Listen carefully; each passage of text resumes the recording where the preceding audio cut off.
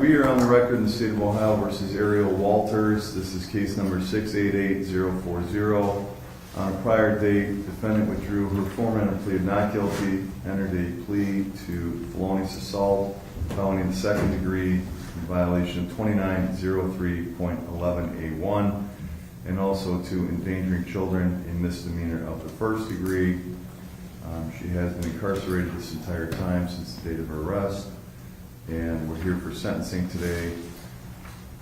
Counsel asked for the preparation of a pre-sentence investigation report, and in receipt of that document, I've made available to the state of Ohio as well as defense counsel, and also I have received a victim impact letter from the named victim and what his wishes are. So the court is now prepared to go forward with sentencing. Is the state prepared to go forward? Yes, Your Honor. Thank you. Counsel, are you prepared to go forward? Yes, Your Honor. All right, anything the state would like to put on the record, and did you want to provide any other victim impact? Yes, Your Honor. The state would just like to let the court know about the facts of this case to consider when it's sentencing the defendant, Ms. Walters. So, Your Honor, this occurred on December 24th, 2023, right at 2 in the morning, so it's around Christmas Eve.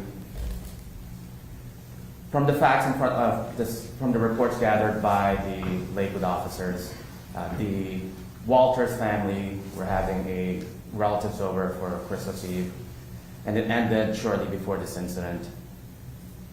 So after everyone left, there was an argument between Ariel Walters and Quantes Walters. They're together, they have a child in common who's a little over 1 at that time. Mr. Walters decided to cool off, so he decided to walk over to Cove Park, which is just next door to their residence. Surveillance video actually shows him just walking around on his phone to cool off, and that's when he was followed there by the defendant. She confronted him and attacked him. A bystander actually saw her approach him, started hitting him in the head, and he described it as far as that the attacker, it seemed that they knew each other because the victim was not defending himself, he was just covering himself, and the defendant kept hitting him in the head area. What we didn't know at that time was that eventually the defendant actually took a knife, a kitchen knife, from their house to the park, did stab the victim once in the back, just to the right of the spine. It did cause his lungs to collapse. The defendant then ran away, left the victim as he was laying on the ground. Because the bystander saw this initial interaction, he called the police. Police responded there and did find the victim on the ground. He was on the phone with one of the defendant's family members. And eventually he was taken to the hospital where he had numerous surgeries. And that's why there was an initial charge of attempted aggravated murder, because he almost died. Shortly after, the police kind of realized that this has to be known, the suspect has to have been known to the victim. He wouldn't provide any information and who attacked him. He just described as someone in the dark approaching from the back. But the officer kind of had an idea, so he started asking him, was this your wife? Was this your wife? And he started crying. But at no point did they ever identify the defendant as this attacker.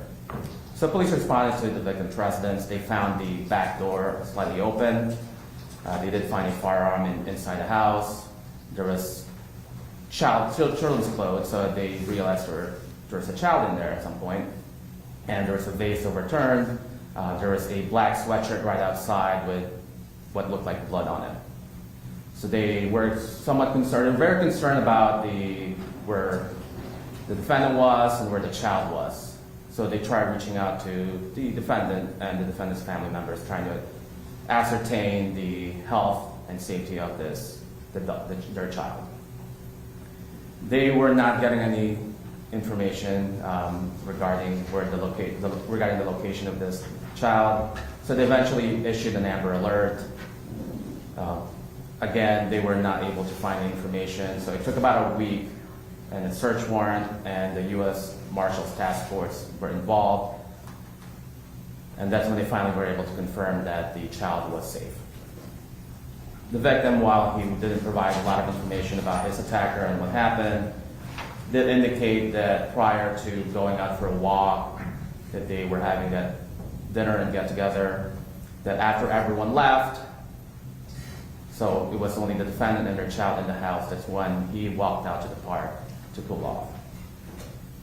And for this exhibit A, I'd like to show the court the video surveillance from Cove Park in Lakewood.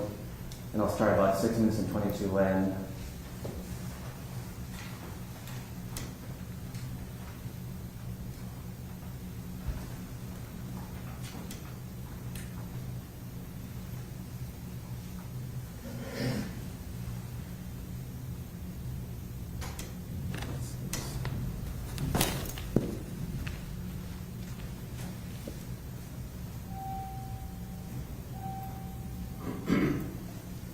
And the person we're seeing are walking, that's the victim, is on his phone. He was just walking on the path. And just for record, the camera does switch views every now and then, so we don't have a continuous view of the incident.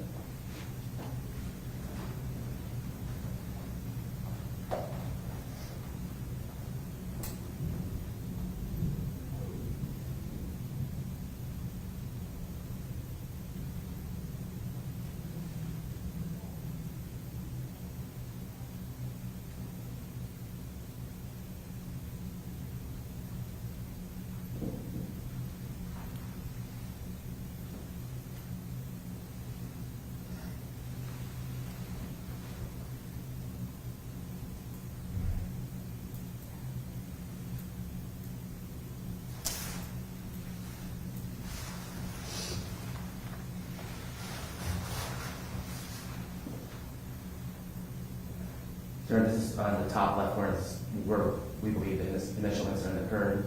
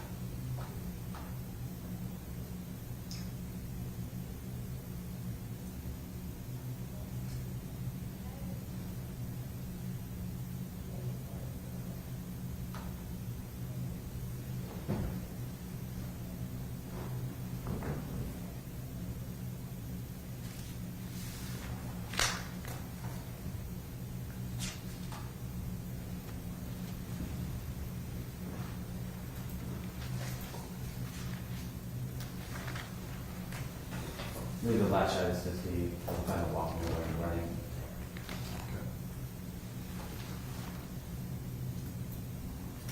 And I also have extensive communication with Mr. Walters. One thing they always emphasize to me that he doesn't believe, he's not afraid of the defendant, despite what she's done. He has always asked me to make sure that she doesn't go to prison. I think he submitted to the probation department as well 2 different letters asking the court to do that. I'm not sure if he's, Mr. Walters? I'm not sure if he's going to make a statement, but he did submit 2 letters, Your Honor. I've reviewed those. Okay. So I'd like this court to consider the facts of the case and Mr. Walters' letters when issuing a sentence in this case today. Thank you, Your Honor. All right. Mr. Walters, you have a right to address the court if you wish, if you're present. If you want to, you may. If you want to rely on your letters, I've reviewed your letters. It's entirely up to you. We're just complying with Marcy's law. Okay. Do you want to make a statement? Yeah. Okay, then why don't you step up here, go over to the corner of the jury box. And if you would, sir, just direct all your comments to the court. Okay. First do this. State your name, spell your last name. Spell my last name? Yes, sir. So Quantes Walters, Walters. Okay, what would you like the court to know? I would like the court to know that I want her out. The most I believe she deserves probably counseling at the most. I don't think that child endangerment should be no word touching her, because I have never said my daughter was in danger with her mom at all. And I would like for the no contact to be lifted off, if possible. Okay. Anything else, sir? No. All right, thank you. Anything else from the state? Thank you, Your Honor. Nothing further. All right, counsel? Thank you, Your Honor. May I please this court? Your Honor, I have been on this case since the very beginning, last December, when this all transpired. And at the very beginning, I think this case seemed like something that it turned out not to be. At first, an Amber Alert was issued. It was portrayed that it was going to be a kidnapping and an abduction charge. But once this case was actually indicted, never was there a kidnapping charge on the indictment or an abduction. My client was the mother of this child. She was the caregiver for the child. She was married to the child's father. And she was a stay-at-home mom at the time of this incident. When this occurred, her daughter was very young. Her daughter was born prematurely, so there were a lot of health concerns with her daughter's choice. And so my client was very protective of her child and trying to make sure that her child was always safe, was progressing at the appropriate developmental stages, and so much so that she was afraid to even send her to daycare because she didn't know how other people would take care of her child. So I just think it's important for the court to note that her child was not kidnapped. She had every right to be with her child, and even the victim in this matter himself told Lakewood police at the very beginning, I don't know where my child is, but I know that if she's with her mother, she's safe. So I just think that that is important. Throughout the time that I've gotten to know my client, I've gotten to know a lot about her and her family. As you can see, she has a lot of family in the back of the courtroom. These are people that have supported her throughout the entire process of this case. I've talked with all of them before, met most of them before. They are actively involved in Ms. Walter's life and will stay in her life no matter what the result of this case is. I would also note that she has no prior criminal history. She's 30 years old. She's never been convicted of any offenses, misdemeanor or felonies in her past. And this, what I believe to be one night here, should not reflect who she is as a person and the rest of her life that she's lived as a law-abiding citizen, Your Honor. Certainly, we're remorseful for what happened. It should have never happened. There was a lot of things that led up to this incident that have not been portrayed in the reports or to the police department.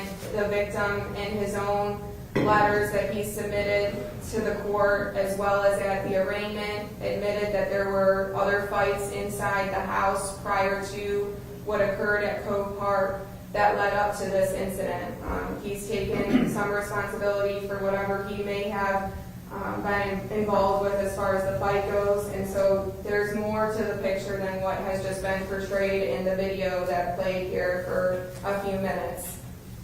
In her report with the psychiatric clinic, she was diagnosed with PTSD due to prior domestic abuse, and it's something that she has been starting to receive counseling for since she's been in the county jail. While being in the county jail, my client has done every class possible on the tablet that she's been provided.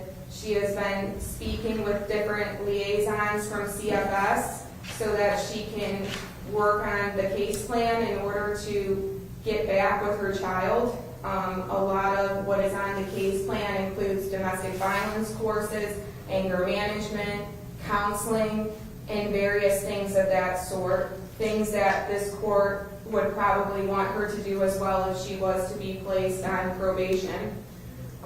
So she is going to be actively engaged in counseling and addressing the issues that led up to this night, whatever that might be, Your Honor.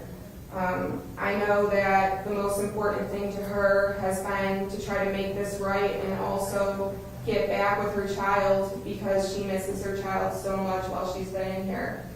I think it's important to note that it has been 7 months that she spent in the county jail. She has been held with a $200,000 bond the entire time that this case has been going on, and before that, she had never spent one day in a jail cell. So having to spend 7 months in county jail has been a huge punishment for her, and this is something that I know will never happen again. She is so remorseful, and I just think it's important for the court to know who she is as a person, and that she has a high school diploma, she has goals, and obviously the offenses that she pled to will never be expunged. They're going to be on her record for the rest of her life, and that's something that's going to follow her and can potentially affect future jobs she gets. So she has been punished for this offense, and I just ask that the court please place her on a period of community control. If the court wants GPS in order to protect the victim, wants her to do counseling, whatever classes she may need to do, she's willing to do anything, and I know that she'll never be back before this court again, Your Honor. Thank you. All right, anything you want to say, ma'am? You don't have to, it's up to you.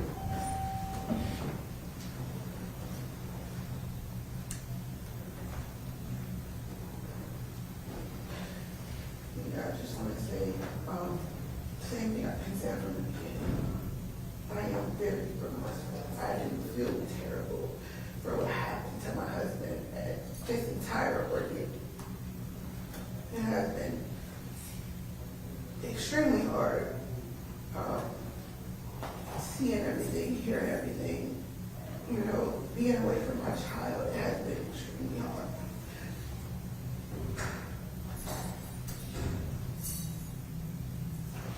Moving forward, I just want to be able to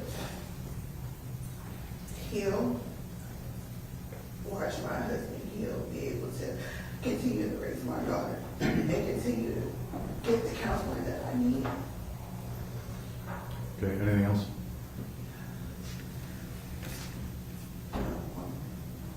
Anything else, counsel? Thank you, Your Honor.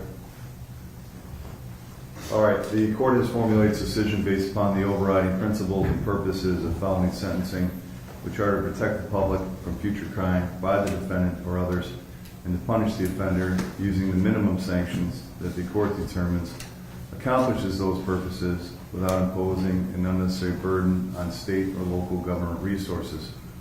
To achieve these purposes, the court has considered the need for incapacitation, deterrence, rehabilitation, and providing for restitution. The court has considered the relevant sentencing guidelines provided in 292911, 292912, 292913, as well as 292919. I have considered the previous criminal history. I've considered the thoughts of the named victim in this matter, and also the length of time that you've already served here in county jail. Given that the court at this time finds that the community control sanction will adequately protect the public and will not demean the seriousness of the offense, it is therefore ordered the defendant is sentenced to 2 years of community control under the supervision of the Adult Probation Department Domestic Violence Unit with the following conditions. You're to abide by all rules and regulations of the Probation Department. Report weekly for 3 months and every 2 weeks thereafter. Attend domestic violence programming as determined by probation officer. Attend additional programming as indicated in case plan. You're ordered to pay a monthly supervision fee of $20. Random drug testing, conditions and terms of probation are subject to modification by the probation officer with approval of the court. Based on the named victim's wishes, I will vacate the no contact order at this time. I'm going to caution you, Ms. Walters. Despite what your husband said, I do take this very seriously. And your lawyer indicating to the court that there were previous domestic violence issues that you're going through, that doesn't encourage me a whole lot. It means there's a problem here, that you were stabbing your husband or that there were issues beforehand. So the domestic violence probation hopefully will give you counseling and give you some resources. I don't know whether whether both of you need that, or just you, or whatever the circumstances are. But something's not working if you're stabbing your husband. You understand that? If you violate the rules and conditions of the supervision, I do reserve a 4-year sentence if you have state reformatory for women. You understand? Yes, sir. So we're not going to have any further incidents. I'm not going to impose any other fines. You are responsible for your court costs. You will retain counsel, is that correct? Yes. All right, you have, be responsible for the court cost. You'll be ordered released for those conditions. Is there anything else from the state? No, Your Honor, thank you. Anything else, counsel? No, Your Honor. Thank you. All right, report to the probation department. Thank you.